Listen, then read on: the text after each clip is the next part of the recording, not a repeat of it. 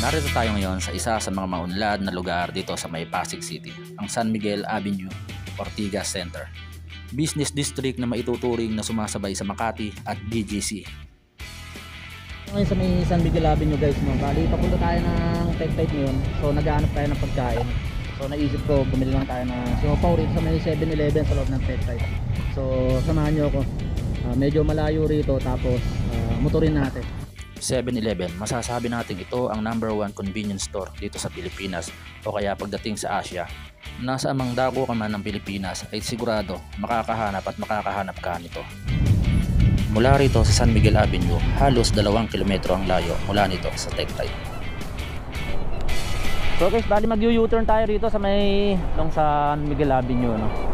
Para maka-access tayo, papunta tayo ng Philippine Stock Exchange. Ito rin ang daan papunta ng Shaw Boulevard. So halos nasa tapat tayo ng Richmond Hotel. Tapos yung U-turn dito sa may Belvedere, no? Para makarating tayo sa Tectite, kailangan natin dumaan dito sa may Pearl Drive. At dito mapapansin nyo na napakaraming mga establishment tulad ng mga maraming kainan at mga iba pa. At masasabi mo na talaga ang Ortigas Center ay hindi magpapauli sa mga global at mga industrial at tulad ng mga service center, mga business district dito sa Pasig. So guys, kanina pa kasi ako nagugutom, kanina pa tayo nag-drive. So naisip ko, may nakita naman ako na ibang mga 7-Eleven, pero eto kasi malapit na sa opisina tong 7-Eleven dito sa may ground floor ng Tectite, no? Bali yan yun.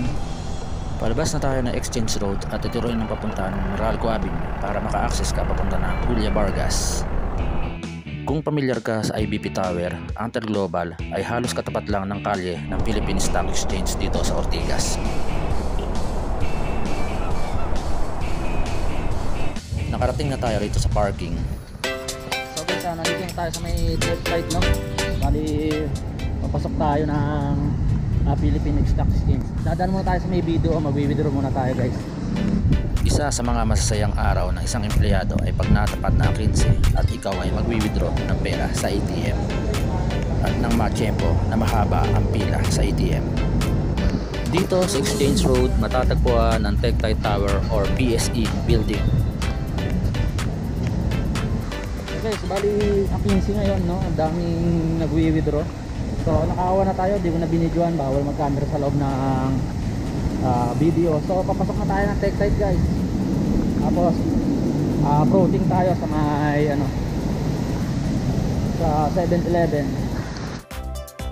Pagpunta mo sa 7-Eleven ay madadaanan mo rin dito ang isang convenience store na Losod na halos katapatan lang ng tindahan ng 7-Eleven.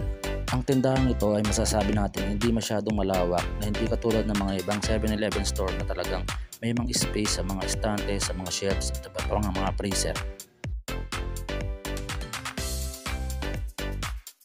At narito na nga tayo sa siopaw stand na talaga namang paborito natin, na kapag nakaramdam tayo ng gutom ay talagang makakatulong.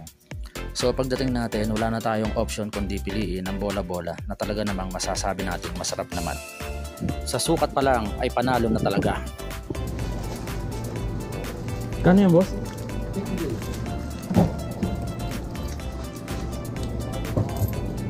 Sa halagang 50 pesos, talagang hindi ka natalo rito. Pagkatapos natin bayaran ay dumiretso na agad tayo sa 11th floor upang makarating sa 29th floor ng building.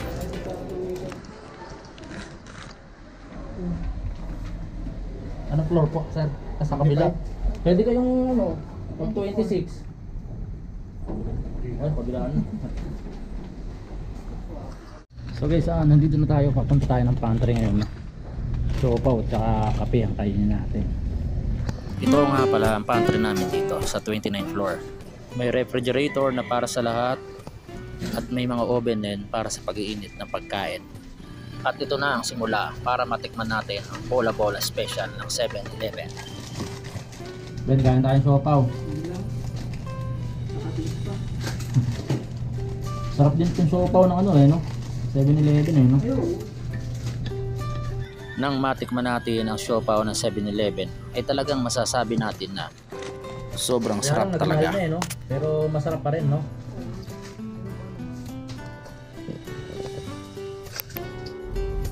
Halos alas 5 na ng hapon at kailangan na nating mag-CR para maganda sa ating pag-uwi upang sa ganun na hindi na tayo maabala sa daan. So sold din tayo sa isang siopaw na malaki guys, no? Tsaka kape, baga solid na rin. So kailangan na natin mamadali para hindi tayo abutan ng congestion at traffic dito malapit sa May Lañusa at lalabas tayo ng C5 papuntahan ng Ugong, Pasig City. Hindi ko alam kung hanggang saan aabot tong 1 bar na gasolina natin, no? Nandito pa tayo sa may C5 dito sa Barangay Ugong sa Pasig. So ika-challenge natin to kung makakaabot pa to ng Morong Rizal, no? Halos nasa 30 kilometers pa yon bago tayo makarating. Kumbaga tignan natin kung gaano katipid. Rito yung traffic sa Taytay guys. Nandito kasi tayo sa may stop, so malapit na naman, 7 seconds.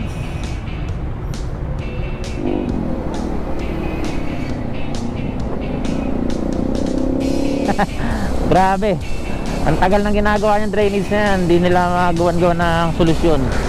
Paano yung mga lupa na nanggaling sa bundok na ginawang subdivision, dyan bumabagsak, dyan dumadaan. So kaya grabe guys. So alas 6 na ng gabi at madilim na. At nandito na tayo sa Angono, Rizal.